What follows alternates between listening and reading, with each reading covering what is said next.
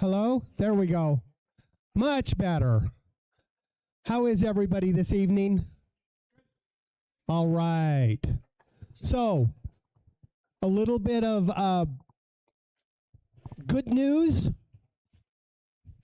Jet, the nice young gentleman here in the fancy chair. I want one kind of like that because I get tired walking uphill. Just passed his technician a little while ago today. So congratulations, Jet.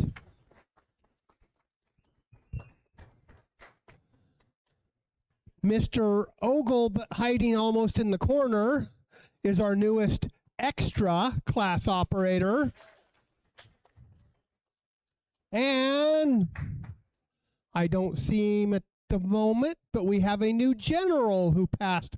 There he is, hiding back there as well this evening.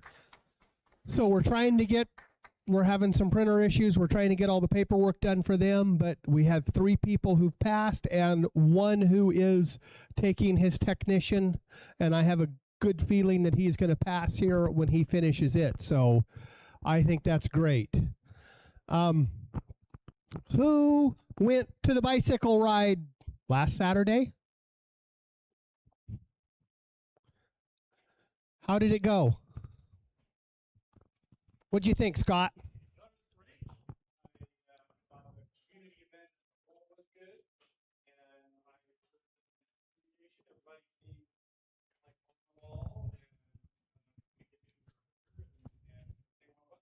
I think it went well. We were experimenting with LoRa APRS, which this is a portable digipeater setting right here.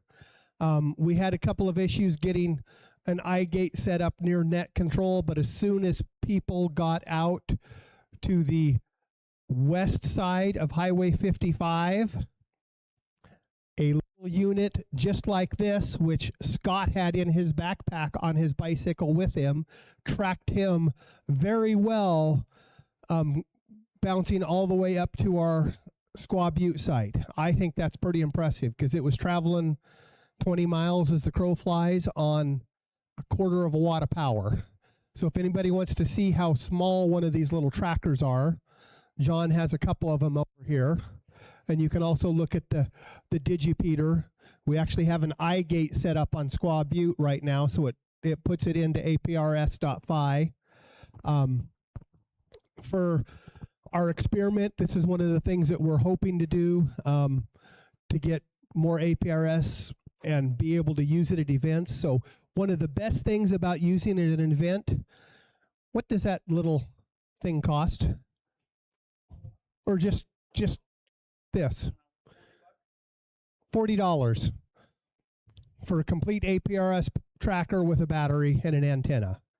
For those of you who've played with normal 2-meter APRS, you know, like the least expensive handheld you can buy that does it is $150. There's some ways you can do it a little less expensive, but it's still more than $40. And battery life, because we're talking a quarter of a watt, works really well. You don't have to have a very big battery to last all day. Yeah, he says 5 days on, what are those? Are those 300 milliamp hour batteries? 200 milliamp hour batteries.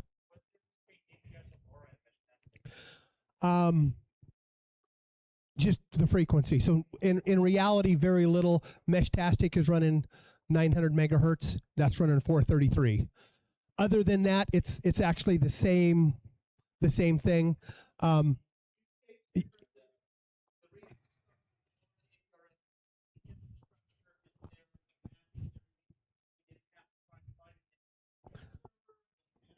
Right.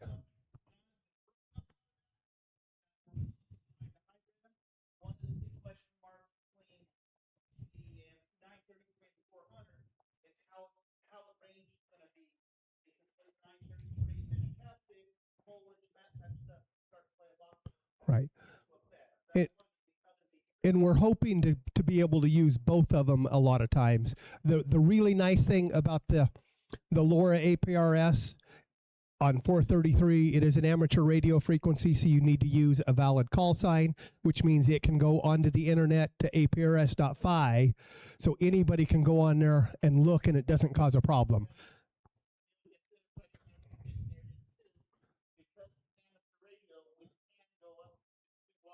Right. And we've been experimenting with that. I've got out in the van, the battery was dead. I've got a 1 watt commercial unit, and Steve's been putting some together too. So we found with 1 and 2 watts, it has considerably farther range, and still you're only talking like $75 for the unit, which is pretty impressive. How many people helped out at some of the jet boat races this year? Was it fun? Yeah, well, so for those of you who don't know, many of us helped out at the first the Riggins jet boat race, which was earlier last month or the month before. Then they had the World's Championship jet boat races. Net control for the entire event is the pretty lady in green back there. We traveled with the races. We started out in Emmett, then went to Lucille and raced from Lucille to Whitebird, and then went to Lewiston and raced up the Snake River, and then the St. Mary's to the St. Joe, went lots of different places. To me, the best thing that happened, and you're going to think that I'm crazy, while we were at St. Joe, the repeater failed. The repeater up on the mountain, which is used by the local fire department, the EMS department, search and rescue, sheriff's office, failed, lost power. There was actually an amateur radio repeater at the same location that we were using. 15 minutes before the race started, we figured out that we had no communications. The ham radio operators that were on all of the safety boats and different things, we were able to travel around the course talking on the repeater output so they could hear us, tell them, hey, the repeater's failed. We're going to our backup simplex frequency. Please get on simplex and let us know. In less than 10 minutes, every radio operator switched to their backup frequency. We did our check-in before the race and started the race with no problems. One of the operators, who was a local, drove up the hill to get some elevation, so he acted as a relay / backup net control for the people that net control couldn't get to. So he was able, through at least one relay, to talk to every person on the course. I think that's pretty impressive. How many times have you guys been on some sort of an event, whether it's just traveling down the road and cell service goes out? How long does it take for most organizations to recover and get communications going? You know I've worked at companies that the email servers went down for a little while and the company just kind of goes crazy because nobody can communicate. But we recovered and did what we practiced doing. I think that's pretty amazing. The jet boat races themselves, we only lost one boat this year. It's been recovered. It sunk in the Payette River. If you haven't seen the video, search for the video on the crash on the Payette River. It's pretty impressive. And if you watch it, you can see that the safety boat is rescuing the people out of the water within 2 minutes of the incident happening. They're trying to load the pilot and navigator off of the race boat onto the safety boat since they're floating down the river. I think that's pretty impressive as well. That's the big events we've had. We had our swap meet last month. Who made it to the swap meet? I know some of you did. I think it went very well. We got to get the date out for the one coming up. September 19th, same bat location, same bat time. We'll have our fall swap meet. It went well. We had a good turnout. Events coming up. What is the biggest ham radio event in the world for the most part? Yeah, but not all of us can go to CPAC. The ARRL Field Day, which is coming up this month. We'll get into field day in just a minute, but we're going to talk about the Lewis and Clark on the air trail event. How many of you have heard about it? Because I've talked about it a lot. How many of you want to participate? How many of you are a little nervous participating? Okay. Lewis and Clark Trail on the event. Here's the activator's guide. It is good. All modes, bands 2 meters down to 80 meters minus the work band. So no 12 meters, no 17 meters, no 30, but basically everything else is valid. To be an activator, which I'll get into the information there a little more, all you have to be is inside the state of Idaho. How many of you like to do parks on the air? What happens if you go to a park and activate the Lewis and Clark Trail from inside a park? You're doing two things. You can do it during contests if there's contests coming up. The biggest thing that will possibly get any of you is you must use the club call sign to give them credit for the Lewis and Clark Trail. This PDF, which doesn't want to scroll very well, I will send it out tonight via Ham Club Online and stick it on the web page, and talks about all sorts of different things. The more important thing is everybody who wants to be an activator, I will set you up so you can log into this website. So right now, what this is open to everybody in the world. You can go to the Lewis and Clark Trail on the air website, find an activator. This is what people have pre-scheduled. So as you can see, K7SWI right now is planning on being on 20-meter single sideband from Saturday, June 6th, UTC time, from midnight to 2 a.m., which is actually 6 p.m. to 8 p.m. tomorrow night. What? This is going through the 21st. So we actually have 2 weeks that we can do this. All day long, all night long.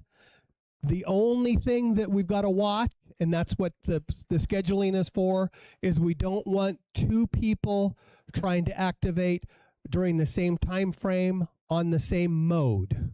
So if Bill and Dawn are both working sideband at 7 o'clock on 20 meters, I don't know which one of them I talk to, so it may not be logged correctly because I'll hear Dawn thinking that I'm talking to Bill, and he's not logging me because I'm not giving him the correct information. No. All modes per band per time, one operator per mode per band per time. So we can have somebody on 20-meter CW, 20-meter digital, and 20-meter voice all at the same time, as well as somebody on 40 meters of those and 10 meters and 2 meters. Yes. And for those of you who are only technician level, you can also do 2-meter simplex. You could, well, actually, you're a general, so your radio will do it, but yeah, you can do 10-meter FM. That'll be voice or sideband is the way you would log it, is phone. But we also need people to like jump on 14652 occasionally and give it out. If you're traveling anywhere, as long as you keep a log and let us know, you can do 2-meter traveling around the state. You just have to be inside the state when you do it. Okay. Let me get into my account here.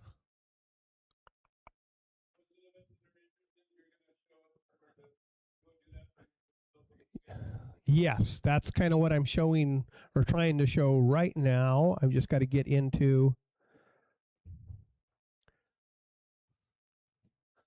because I'm in the end user part now, not the admin.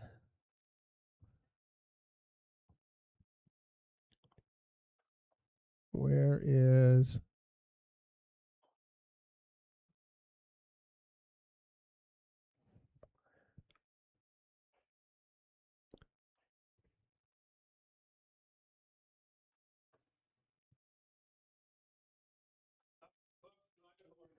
There are 2 clubs in the state of Idaho that are doing this. Us and one up in northern Idaho.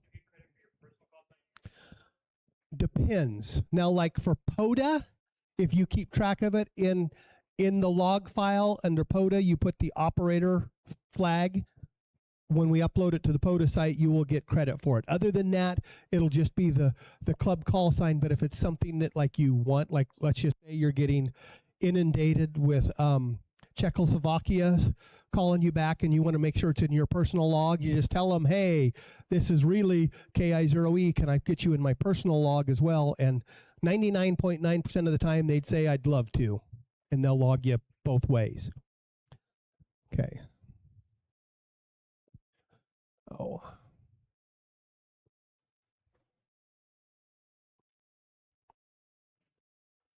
Okay. Many of you that I figured was interested, I've already sent you an invite to this website. When you go to the invite, it'll take you to the login screen. You'll create your password. Once you get in, it'll take you right here. So if you want to log an activation, like you want to schedule one, so if I'm going to do 2 meter VHF, FM phone, I can type in a frequency. I'll put in that I'm starting Saturday morning. Right there, I'll probably go back and delete it. There, I'm scheduled to operate the K7SWI call sign Saturday from 5 to 7 p.m. Go in and please put an activation in, and you can put it in advance. You can set it up for the entire time. I want as many people as possible to go out and have some fun with this. Once you've got your activation and you're done,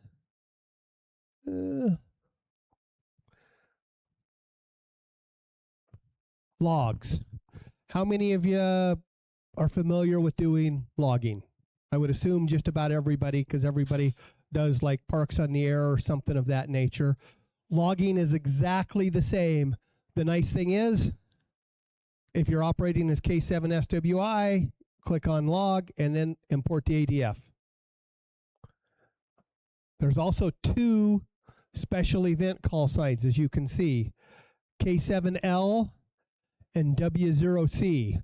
Any of us can operate those call signs as well. So if the band mode combination that you want to use is already listed under K7SWI and one of those is free, go ahead and use that. Those are acting as wildcards. So the idea behind this event, I should have started at that, I apologize, is for people to log a contact with every state that's part of the Lewis and Clark Trail, which basically means we start from Illinois or Ohio and come all the way through to Oregon. In every state, there's 2 clubs. Last year we did this. We had, I'm guesstimating off the top of my head, I think we had about 3,000 contacts total, which, like, compared to the other Idaho club, we were 20 times more contacts. Compared to the majority of the clubs, we did really well, but like the big club in Illinois that's surrounded by lots of big cities had, if I remember right, somewhere in the neighborhood of 50,000 contacts logged. So we got our behinds kicked by the big clubs. This year, I'm hoping we do a lot better. My personal plan is I will look at the activation chart, and if there's a free band time, if it's something I can do, I'll jump in and do it, but I'm not planning on scheduling stuff out because I want you to have what you want scheduled first, and you and everybody else in here. And then we'll try to fill in everything else. So again, Jet should have his call sign probably on probably about Wednesday of next week if everything goes well. He can do it on 2 meters if he wants to, because he's even got the radio to do that. If he drives to the top of a hill with somewhere and just calls CQ Lewis and Clark Trail on the air. If you're in a POTA park, can you spot yourself? Will you get POTA operators chasing you as well as possibly Lewis and Clark Trail? Yeah. Those of you who play on FT8, you'll see people calling CQ, normally LCT, for Lewis and Clark Trail. That means they're an activator on the Lewis and Clark Trail. Yep, your call sign. Nothing special, just a normal contact, just like POTA. All you got to do is say that you made a contact. We as the activators upload the log. The chasers don't have to do anything. The chasers will get a really nice certificate. If I remember right, it is like 8 by 11. It's not normal, 8. Actually, it's 11 by 14. It's the size up from 8.5 by 11. Printed on really good paper. It marks each state that you've got. If you get all 16 states, you get the expedition partner. If you don't have all 16, if you get one or more, you get the trail companion, which is the top one. All of them, you get the bottom one. It's a really nice certificate. I think they charge $5 to send it out to people. If you're an activator with our club call, you can still chase it under your own call as well. It can be kind of a fun event. What questions do people have on the Lewis and Clark Trail event?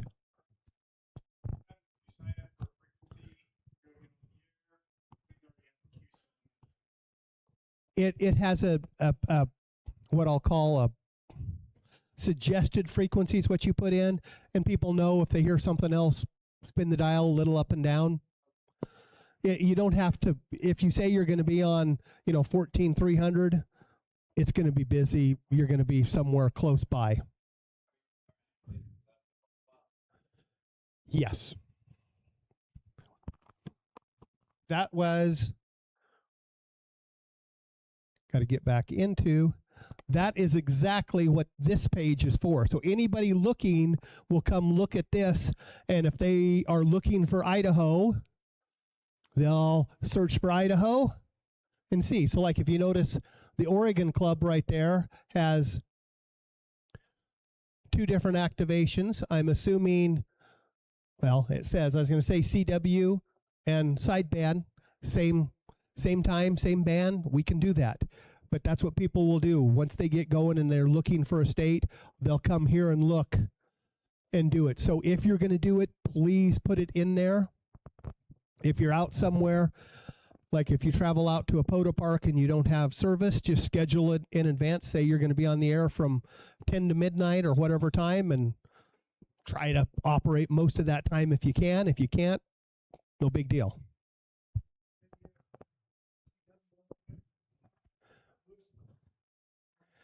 LCT. Yeah, and that's what they'll do like on FT8 as well. They'll just say LCT, Lewis and Clark Trail. And I've heard them sideband, they usually say if conditions are good, Lewis and Clark Trail. If conditions are bad, they'll just be, CQ, LCT. Because lots of times if people hear you calling CQ, they'll answer you no matter what it is. But that way, if they're looking for you, they know that they found you. And with that said, last year we had very little CW. So I know there's a few people here who are CW operators. I'm hoping we get more on the air and can do a lot more CW and voice. As of right now, Mr. Gibson is not here, but those of you who know Hoot, he is off work for the next 2 weeks.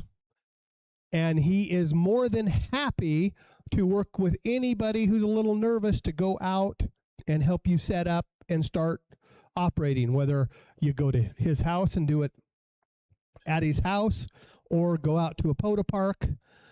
We're actually going to go out Saturday in the Waihees and DN12 because there's been some 6-meter openings, and activate it on 6 meters and give out the DN12 grid square to people who are looking for it, and do a POTA and do other bands at the same time, because there's a couple of us, so we'll be able to do multiple bands at the same time.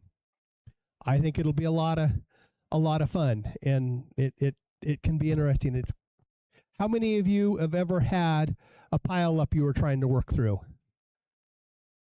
Not very many of you. Does everybody know what a pile up is when we say that? Pile up means there's lots of people answering you. How do you determine who you're responding to first? Exactly.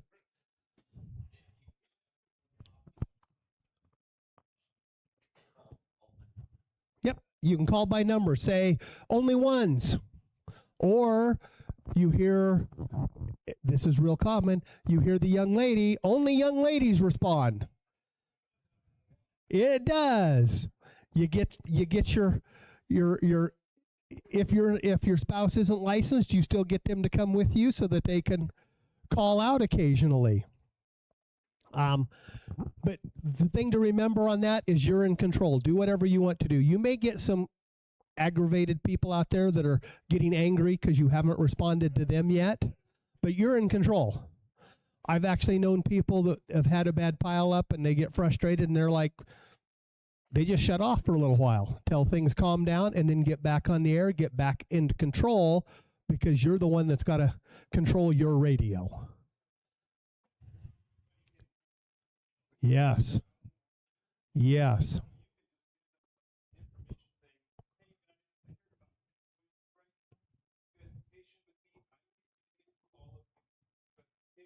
Yep.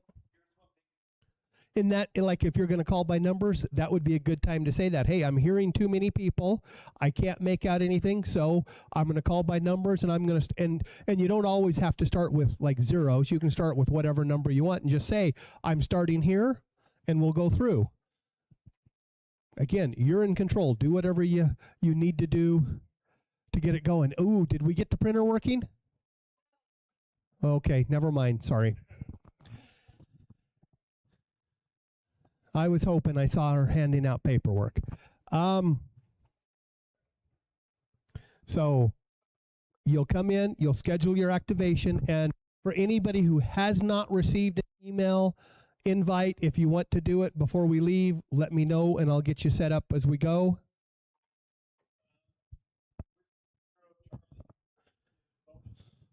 Yes, there are 2 bonus stations, Whiskey Zero Charlie and was it K7L? I think's what it was. Any of us can operate those as well. I will be honest, a lot of times those will be busier than the normal ones, but they're bonus stations. So if somebody was not able to contact Idaho, but they got all other 15 states plus one of those 2 bonuses, they count for getting all 16s. They're wild cards. How many of you have done the 13 colonies around the 4th of July? Same sort of a thing. You make a contact with every one of the original 13 colonies. They have a Great Britain station, a France station, and what is it, W3PEN station for Pennsylvania. Same thing, they kind of count as bonus stations, so you can still work everybody even if you weren't able to. What other questions do we have on Lewis and Clark Trail on the air? Did you? See how you are? Yes, sir.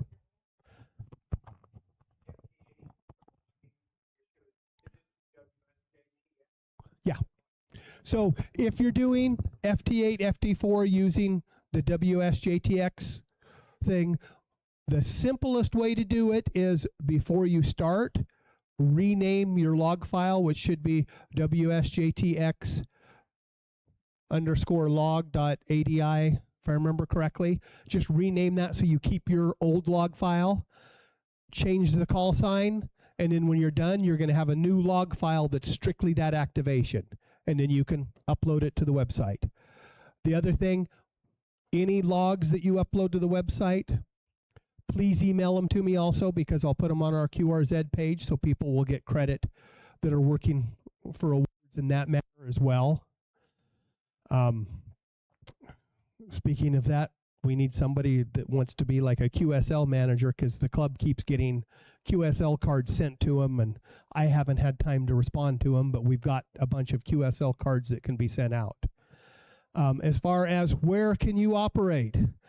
Anywhere you want to inside the border of Idaho. Home, mobile, in a park, on top of a hill, out on a boat. Doesn't matter. The rule for the event is you must be inside Idaho. We have kind of I'll call him an associate member who lives in Clarkston, Washington. He's going to come across the border and do a 3 for POTA event and activate the Lewis and Clark Trail in the Lewiston area from the parks there. We have somebody who is planning on doing some traveling during this time. They're headed east, and they're going to stop and do some POTA / Lewis and Clark activations as they travel across the state. I know somebody who's up in Tripod Meadows right now who's going to be activating the Lewis and Clark Trail. Any more questions on Lewis and Clark Trail? Have I answered everybody's questions? I see a smile, shaking a head yes. Do you have a question yet?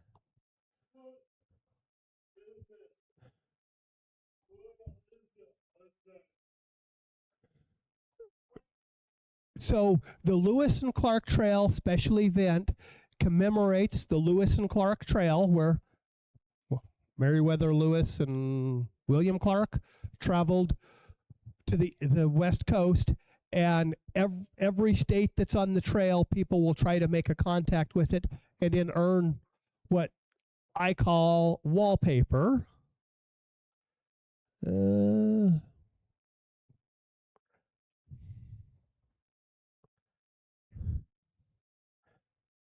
Which is the pretty certificate here.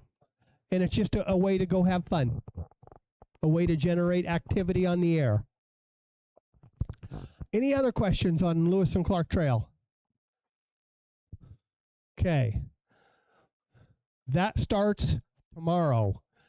It starts actually Saturday morning at 00 UTC time, which here locally is what time? Friday night at 6 p.m. So how many of you are going to get signed up to operate some bands for Friday night? Say yes. Say yeah. And again, I know I sent you an invite. I think I sent you an invite, but I don't know. Anybody who needs one, come. I'll do it right here before we go. Okay. Our next big event for June, Field Day. Who's excited to go operate Field Day? Not everybody raises their hand. I'm so disappointed in this group. This year's Field Day location has been a royal pain in the behind, I hate to say. Those of you who are out at Winter Field Day, we had that nice big tower and beam. The owner of the tower and beam does not want to take it up the hill to Tripod Meadows, so we were trying to find a place that would work and ran out of time. Some of the limitations are we don't want it, 6 hours away, because if somebody's only going to come and visit for a few hours, a 6-hour drive is bad. We didn't necessarily want it someplace that might be 125 degrees. So we couldn't find a place before we ran out of time. So the backup is back at Tripod Meadows, where we've been for the last few years. I'm hoping that for next year we can find a spot that we can use it. And I'm actually hoping that with people's help that we can kind of change our Field Day locations semi-regularly, as in once every, say, 3 to 5 years, it'll be down here in the valley where we hope we get lots of visitors, but it might be 125 degrees and we'll be hot and tired by the end of the weekend. June 25th and 26th. Or 26th, 20, yeah. So then it would be the 27th and 28th.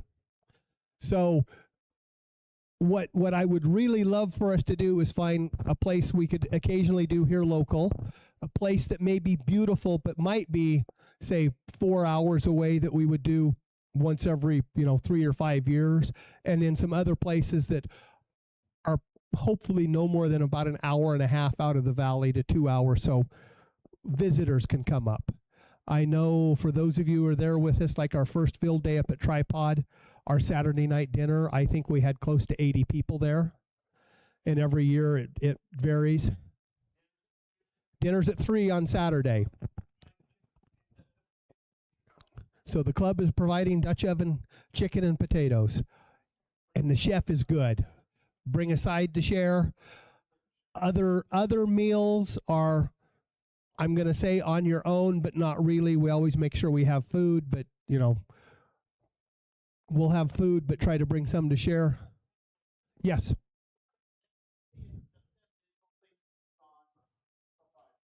Yes. Okay. We're still having printer problems. I don't know what's going on. We got to do the paperwork for all these new and upgraded people we have here. At the worst, we can also print it at home. They're going to be headed back to Cambridge, but they could possibly swing by Nampa and get paperwork printed. You're in CUNA, so we can have it printed and ready for you. So it's not a big deal. The other thing that I've done is basically I'll ask you, can I have a power of attorney to sign the paperwork in your name? If you say yes, I do your signature and we get it all processed. We've had to do that at times more for a VE who's had to leave for some reason, but as long as everybody's happy with that, it's okay. Okay, back to field day. The last weekend of June, Tripod Meadows. For those of you who do not know where Tripod Meadows is, it is about an hour and 45 minutes from here. Drive up Highway 55 towards McCall. If you know where Smith's Ferry is and the Cougar Mountain Lodge, you'll turn off and go up the hill opposite the highway from Cougar Mountain Lodge. And you'll go back up there a little bit, and you get up on a top flat, and there's lots of tall trees around us. We set up back off the road, and they'll have some signs. You'll be able to find us on APRS because we'll have either my call sign or the club's call sign or some others on APRS out there. We'll have a Starlink, so actually if you really get lost and you need to call us on the phone, our phones should work, but it should be a lot of fun. Some of the things that we normally need at field day to rank higher than what we normally do is CW operators, because a lot of us don't do CW, and a night crew. If you've got any night owls that just want to come play on the radio at night, 40 and 80 meters can work amazing from midnight to 5 o'clock in the morning. Okay, what other questions you guys have on field day? No questions? Okay. Our educational presentation that was supposed to be done tonight, we had a miscommunication, so it is not ready. So our normal presentation is not going to be done tonight. So what I want to ask people is, what things would you like to see us do presentations on? This is our educational meeting.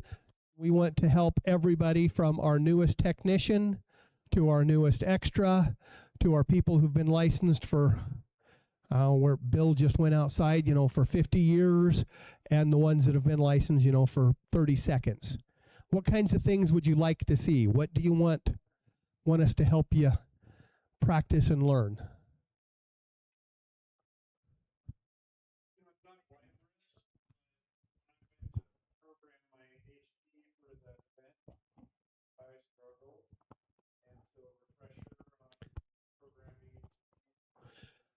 And I'm going to say it's a hard thing to do. We've done something similar. What we've done and I would like the idea of doing this again. If we get a half a dozen or a dozen people who are somewhat more expert on their specific radio and say, hey, everybody, if you want help programming your radio, whether it's an HT or mobile, bring it in, and hopefully somebody here has the same one and will help you do it.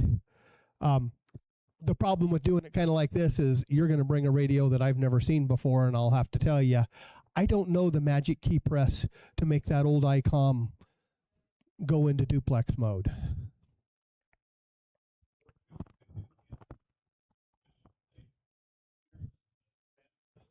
Yeah.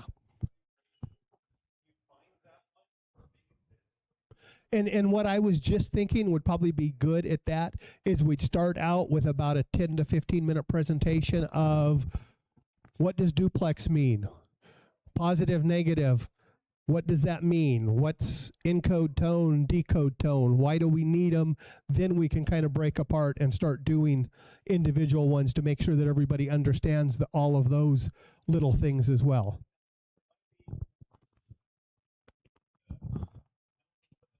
Yeah. The other thing that we've done in the past which has been popular, but I'm not sure if you guys want us to do it again, we did basically what I called kind of a do-it-yourself night, in that we'll say Jamie showed up, he's got his antenna that he likes to use that he built. He'll show you how that works. Bill will show us how he operates POTA. I'll bring in some repeater duplexers and a spectrum analyzer so we can see how the tuning of a duplexer or filter works. So you can actually see what changes as you do it and learn more about repeaters and how they link. Set up an all-star node that people can play so you can see that, hey, from that all-star node sitting on the table, you're talking to people in Germany on their repeater. Is that something that people would like to see? Thank you. And congratulations again, Jet.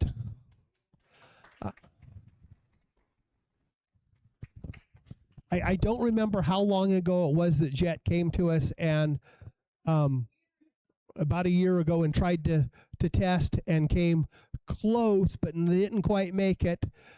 But he came back tonight and passed on his first try. So I think that's pretty impressive. It was brought up to me that some people are saying that the Ham Club Online emails for our events are not getting out to people. Are most of you seeing that information? Do you think that that's a good tool for us to use for major events to tell people about? Okay, I'm seeing positives, I'm not seeing any negatives, so I like that. I personally think the ones who are saying that they're not getting it, either it's going to their spam folder or they may have the wrong email address or not set up. With that said, are all of you signed up on our Ham Club Online site? Any sort of an official or many unofficial events, we try to put all the information on there and set it up so it sends you an email out. You can RSVP to it. You don't have to. You can just show up. But it's a good spot that you can look at it. If you go to our website, the calendar on the website actually takes you to the Ham Club Online calendar so you can see what's coming up.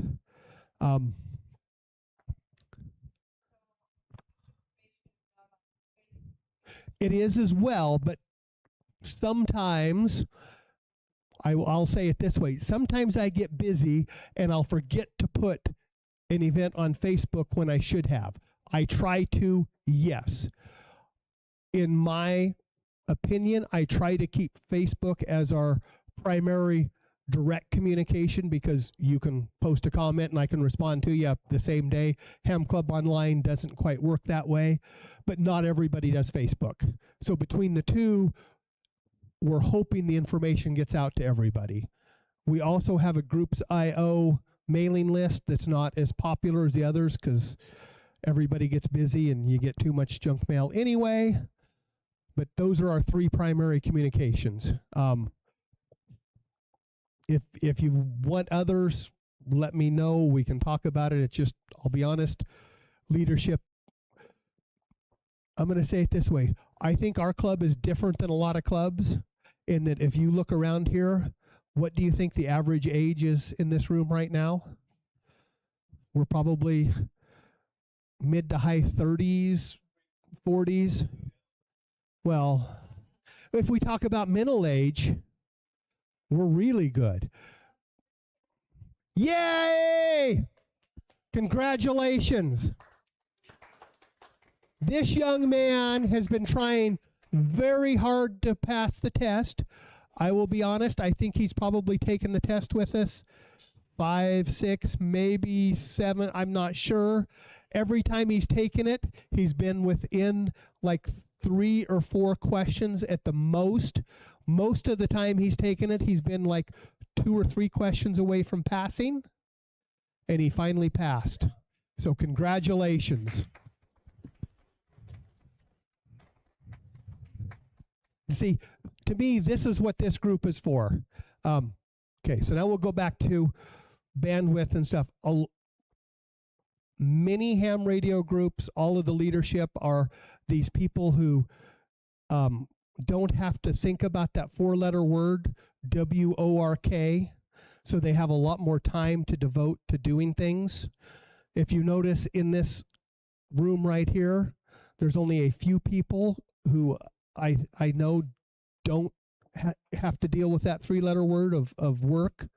So there's a lot less bandwidth for some of the things. I would love for our organization to have a regular net for people. I'd like it to be like say a informational net, like ask questions and help, like an Elmer net, but I don't have the bandwidth to do it. A lot of people don't. And this valley has lots of nets. So I don't see it as being a high priority, but if anybody wanted to step up for something like that, I would love to do it. Same thing like on repeaters. We have some specialty repeaters at our site. There's a couple more to go up there, but we're not planning on replacing all the Voice of Idaho repeaters because there's not enough repeater frequencies to even do that. We want to fill niches when it comes to that stuff. We've got one of the only 220 repeaters in the valley. As soon as I get power problem worked out, we're going to have one of 2 900 megahertz repeaters in the valley. We have one of 2 6-meter repeaters in the valley. As soon as we finish hooking it up, now that it's summertime, we can get back up there. And hopefully by the end of the summer, we will have the first 1.2 gigahertz repeater in Idaho. I like supporting these, what I'll call oddball bands, because if we don't use them, what happens to them? FCC sells them to somebody just like the 220 band. For those of you who aren't aware, amateur radio used to have from 220 megahertz to 224 megahertz or 25. I think it was to 24,999. And I believe, but I'm not sure, UPS said we want to use the low 220 megahertz band for communications to track all of the packages that are going through. So they got the FCC to sell them, and they took away 220 through 222 from us. And we're now secondary on it. We can use it strictly for packet message forwarding only. But the commercial enterprise that was going to use it, technology changed, so they never even used it, but they didn't give it back to us. Once we lose it, it's never going to come back. That's why I feel as an organization that we need to try and make sure that we're filling the niches that should be filled so we can keep the hobby growing versus I'd love to have the biggest 2-meter repeater in the state, that we could talk to everybody, but we're not going to do that. We've got other things. Yes. The problem is I haven't been able to find a duplexer yet. So that's the next step. Or if we can find another location, we'll do a split one. So is everybody familiar with what a duplexer is? Okay, so a duplexer is a special filter that's used for repeaters. What is significant about a repeater? We send and receive at the same time on the same band. What happens when you're transmitting on band A next to him? What happens to his receive? It desenses. So a repeater has to have really good filtering. So the transmitter has a little narrow bandpass filter that only lets the transmit frequency out. The receiver has a little narrow bandpass filter that only lets the receive frequency out. And on the transmit side of the receiver, it has a really deep notch filter to try and eliminate all of the transmit frequency from coming back into the receiver. Without a duplexer or some other way of doing this, a repeater will not work because the transmitter will desense the receiver. It's commonly heard. How many times have you tried to use a repeater and you can tell that you're keying it up because you'll hear the tail afterwards, but people will tell you you're not holding the repeater open. A normal issue with that is the repeater is desensing itself because as soon as its transmitter kicks on, it overpowers your transmission on its receive side, so it doesn't hear anymore and shuts off, and then it hears it again and turns back on. And you'll hear that at times. You'll hear a repeater, no audio will really come through, but you'll hear like the tail tone a few times. A lot of times that's because the filtering's not good enough. Okay. In a 70 centimeter repeater, you can get a fairly good duplexer that's a box about 2 inches tall, 6 inches by 12 inches. They work okay for low wattages. Good ones are cans about 3 to 4 inches in diameter that are, say, a foot tall. 2 meter repeaters are cans that are 4 to 6 inches in diameter, about 2 feet tall. Our 6 meter duplexer, the cans are 6 feet tall and a foot in diameter. A 10 meter repeater doing normal cavity filters are, if I remember right, like 11.5 feet tall and normally about 16 inches in diameter. So just the raw cost of the materials, because they're usually made out of either copper or aluminum, and if it's aluminum, it's silver coated, would be a few $1,000s without the machining to build it. Now, the other thing you can do with a repeater is you isolate the transmitter from the receiver by placing them in different spots. So a lot of the 10 meter repeaters around the country, the transmit antennas over on that peak, the receive antennas over on that peak, and they have like a 440 link between the two because you don't have to have a great big filter to do that. There's other ways you can do it, but those are the most common. But yes, my personal goal is the next repeater after these ones will be a 10 meter repeater. And a 10 meter repeater, for those of you who haven't played on them, can be fun. When 10 meters opens up, you can talk on FM from like your TYT 9800, which is a $230 radio. You can talk from New Mexico to a repeater in Maine into Europe. We actually traveling through New Mexico was talking to people on a remote base somewhere around North Carolina area. Elaine had like 5 contacts with people around there that were using the same remote base. Then when we were down in Texas, same radio, we were talking to a guy just outside of Daytona Beach, Florida, on a 50-watt cheap Chinese quad band FM only radio with a really low efficiency quad band antenna on top of a 2004 Prius. When the band opens, it's kind of fun and it's neat. There are a lot of people who monitor the 10 meter repeaters around the country because they know if they hear the repeater, 10 meters is open and you can start making contacts. So yeah, that is my next goal, is to set up a 10 meter repeater. We've also got in the work a remote HF base that'll be up on Squaw Butte, a 40 meter APRS gateway. For those of you who aren't real familiar with APRS, we talk about it a lot. APRS is Automatic Packet Reporting System. One of the primary things it's used for is position. And a lot of people will call it automatic position reporting system, but that's not what it is. 2 meters, 440 LoRa, 900 megahertz mesh-tastic are pretty much line of sight. How far can you talk on 40-meter invis pretty regularly? Few hundred miles. How many parts of the great state of Idaho are more than 100 miles away from the nearest APRS station? How many of them may be 200 miles away? A 40-meter APR station will work, because the neat thing is she gets nervous when her boyfriend disappears and she hasn't heard from him in weeks. Or excited, one of the two. But if he had 40-meter APRS, she could track him if he's out in the middle of nowhere, because it'll beacon a lot further away.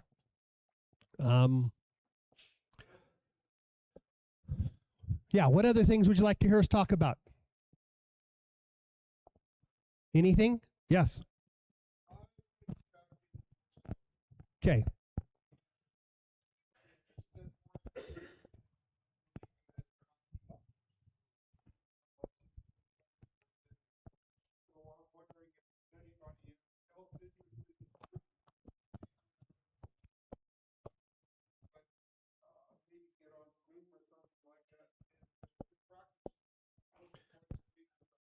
She's trying to learn CW. I know this gentleman does some CW. He's learning.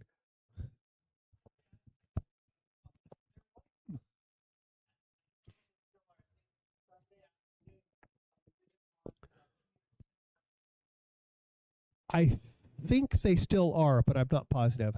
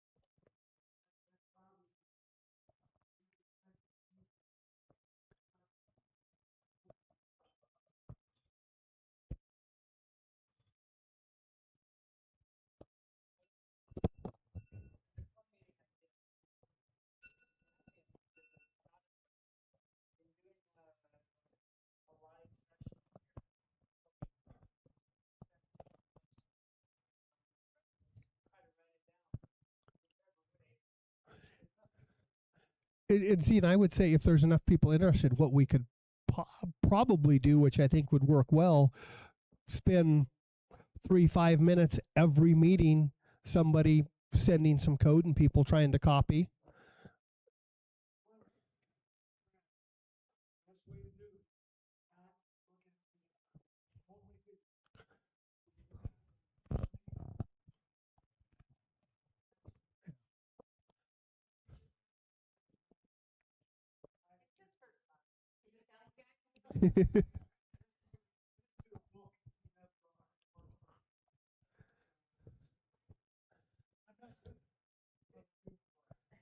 And see, it's one of those things that my mind doesn't wrap around CW. I'm not a linguist. I'm not a musician. I'm logical, and that's all it is. But everybody is different, and that's the fun thing about the hobby, is everything is different. There's so many different things we can do. What other fun things?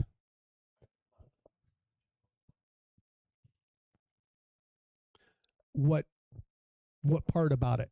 Because you could be Maritime Mobile with your HT right there. Right, or in your float tube out here. But yes, so that's why I'm saying, like, what? Okay, we can probably find some information on that. Possibly combine it with aeronautical mobile.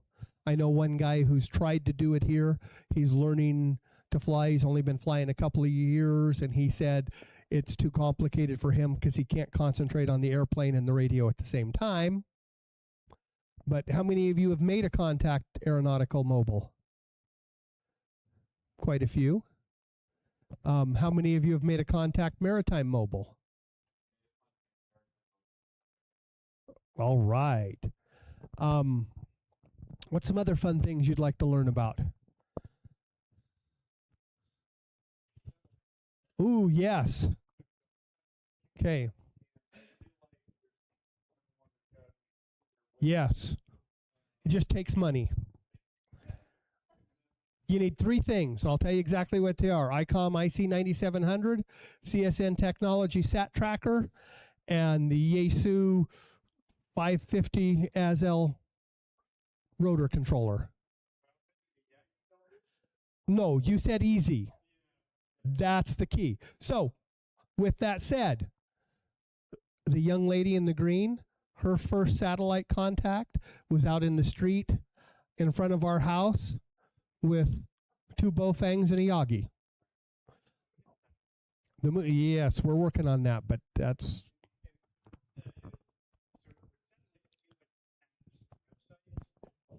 Yes.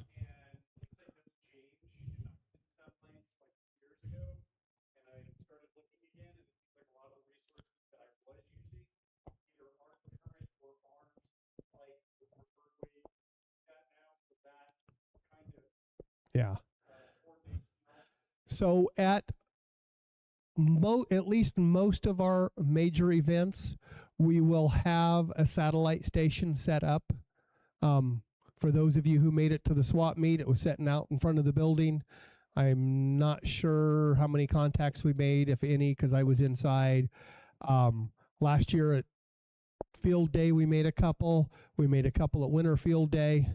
Satellites, in one way, are fairly easy, in that these low Earth orbit satellites, which most of the FM ones are relatively easy to talk to. Usually you transmit on 2 meters and listen on 440. A lot of times an HT with just an antenna will hear. You may not transmit into it, but like a 3-element Yagi will get into it. It's just you've got to figure out where it is in the sky to follow it. And then the bad part is there's like 5,000 other people trying to make a contact on it at the exact same time. All you do is your call sign and your grid square. That's all they need. But it's not hard to do on those birds.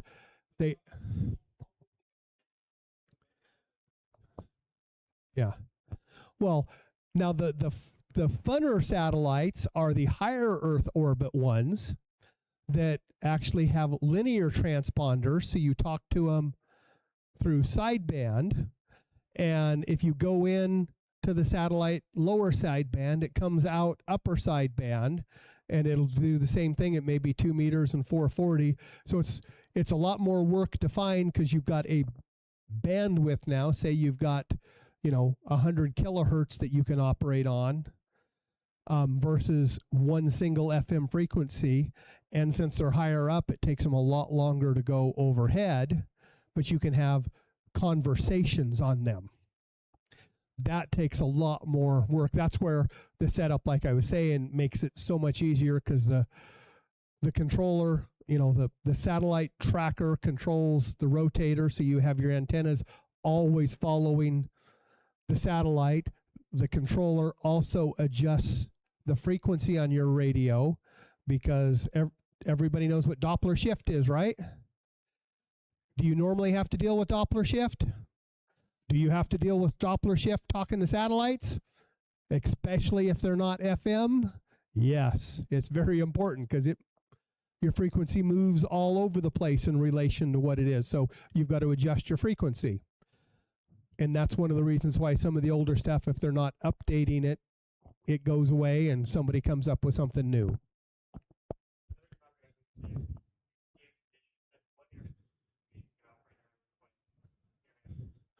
Ooh, so I should get Lance to come give a talk. Ooh, I could do that. I'll talk to Lance. Lance, shoot. I can't think of his last name right now. No. Would you talk to Tony, see what he needs? Just answer it and tell him I'm in a meeting, so he quits calling me back. Lance, WJ7G, I think is his call sign. He's a 6-meter operator. If you've ever watched the PBS special from Montana talking about moon bounce, the tall guy in there is Lance Collister. Really nice guy. He travels every year to some little island to activate it on 6-meter EME. He takes his antenna with him, an amplifier, and his radio, and he sets up there and manually tracks the moon with his antenna, because he's got to have it all packed up so he can fly on an airplane with it to some island. He was talking about trying to go to whichever one in the, I think it's the Atlantic, that's the military base, Diego Garcia. But it's next to impossible to get on there, so he's been trying for a while to get permission to come onto the island. He's been, I couldn't tell you how many different islands. He does a presentation just about every year at the Pacific Northwest VHF Society about his last expedition. And some of the stuff that he has is kind of neat, because this gets broken on the airplane, and he happens to run into somebody at the airport who at least knows who he is, that knows how to get a hold of the guy who has the metal shop 5 islands away to get the piece of aluminum to get it somehow flown to him so he can fix the antenna and get back up on the air before he's got to leave to go home. Amazing stuff. So yeah, I think that would be a fun thing to do. Yep. Anything else? Yes.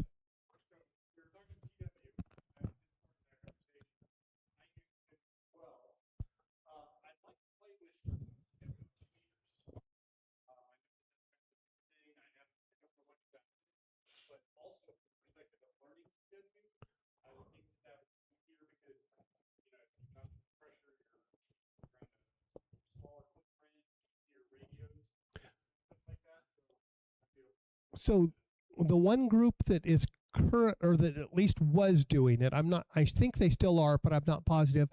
They're doing it on FM with just any radio, and I think they're doing DTMF tones so you can hear it versus just keying up and off. Because almost everybody's got an HT that'll do that. Not everybody's got a radio that will actually do CW. But that's a thing. And the neat thing about that is you can even do that through repeaters, because it's FM. So as long as you're IDing, you're completely legal. I won't complain if you use any of our repeaters to use CW on. Anything else from anybody? Because it's getting close to my bedtime.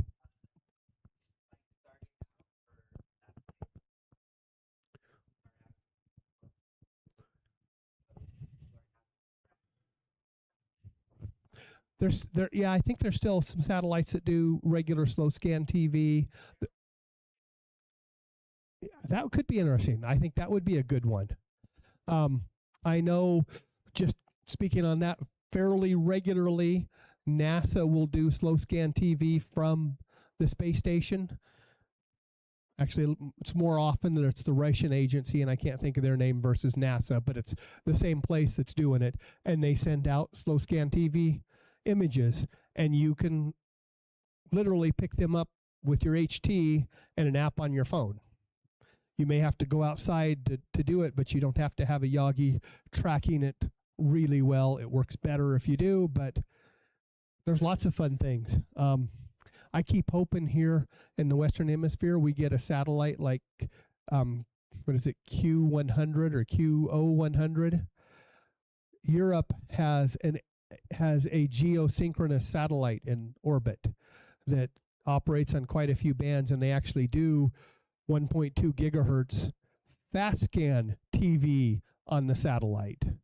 because you only got to point at one spot and it stays there. So they have a lot of activity on that. Anything else? You guys tired of hearing me talk?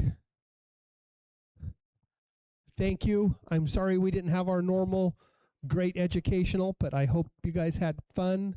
Thank you for everybody that helped with our new people. I hope to see lots of you on the air. And again, if you need to get set up, come up here and we'll get you set up for the Lewis and Clark Trail. Have a great evening. Thank you.